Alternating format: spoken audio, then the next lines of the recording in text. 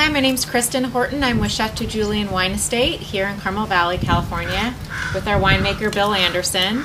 We're just about to start harvest soon, within the next few weeks, and it's California Wine Month here in California, and we have released our Chateau Julien Private Reserve Merlot Historical Collection for California Wine Month. So I thought we would talk about our vertical collection and some recommendations on tasting these wines.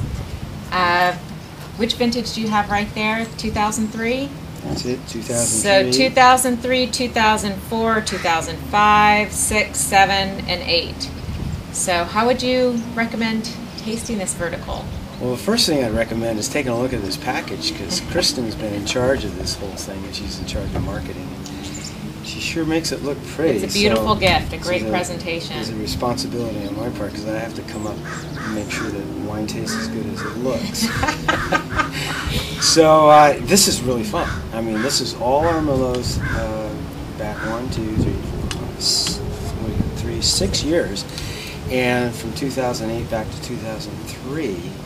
And it's fun to go through these wines. I mean, you might want to open them all at once. What a great party that would be. And where would you start if you chose to do that? And I personally would love to start with the youngest first, because then you get a lot of fruit in the foreground.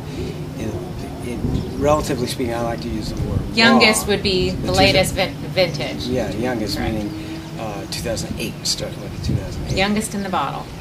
And what happens as you work your way backwards to the older years, you see that the fruit flavor kind of fades to the background, and a lot of the bottle bouquet starts to come to the foreground. And there's not saying that any one is better than the other. It's a personal preference. It's a personal preference, and it's like shades of music. I mean, I've heard plenty of concerts, symphonies played, where one conductor plays it completely different than the other, and one person may love that style and another may not. So that's the way this is. Were these private reserve Merlots all basically produced the same from a winemaking standpoint, or what are people looking for, if anything, in particular when tasting these wines, other than just pure satisfaction? What we're trying to do to satisfy the customer is produce as much consistency as we can. So we are consistent from year to year how we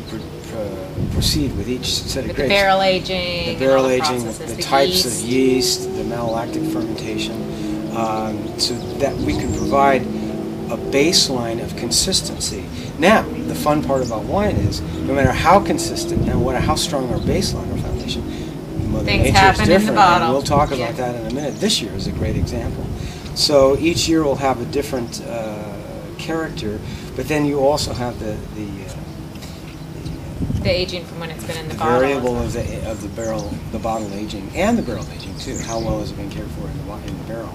Well, they look beautiful all together. It's a great package. We have about 4 left here at the Wine Estate, just featuring it this month during California Wine Month, and a fun excuse to have a party, if I'd say so myself. Absolutely. Well, thank you so much. Let's head on into the vineyard. Sure.